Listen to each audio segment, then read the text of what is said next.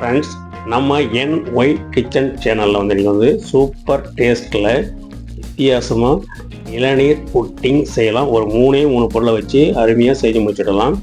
இதை மாதிரி வந்து ஒரு 2 இளநீரை வெட்டி தண்ணியை மட்டும் தனியாக எடுத்து வச்சுங்க. அந்த இளநீரை மறுபடியும் கட் பண்ணிவிட்டு உள்ளே இருக்கிற இளம் தேங்காயை கட் பண்ணி அதையும் சிறுவை கட் பண்ணி அது தனியாக இருக்கட்டும். இப்போ வந்து ஒரு பிளைன் சைனா கிராஸ்ன்னு சொல்லிட்டு கடைகளில் கிடைக்கும். இந்த மாதிரி தான் இருக்கும். அதை வந்து வாங்கி இந்த மாதிரி சிறுவை கட் பண்ணி ஒரு பாத்திரம் சேர்த்து ஒரு 10 நிமிஷம் கொதிக்க விடுங்க.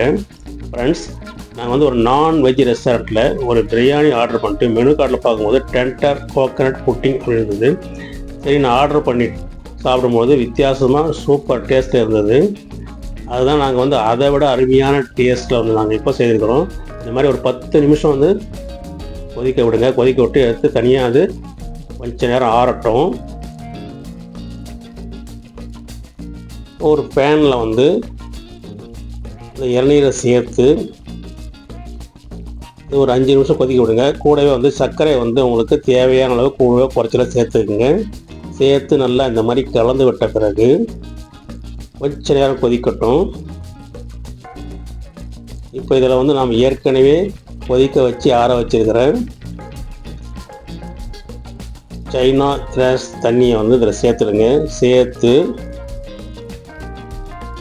மறுபடியும் வந்து ஒரு 2 நிமிஷம் வந்து கொதிக்க விடுங்க. ஒரு 2 நிமிஷம் கொதிக்க விட்ட பிறகு கொஞ்ச நேரம் ஆற விட்டு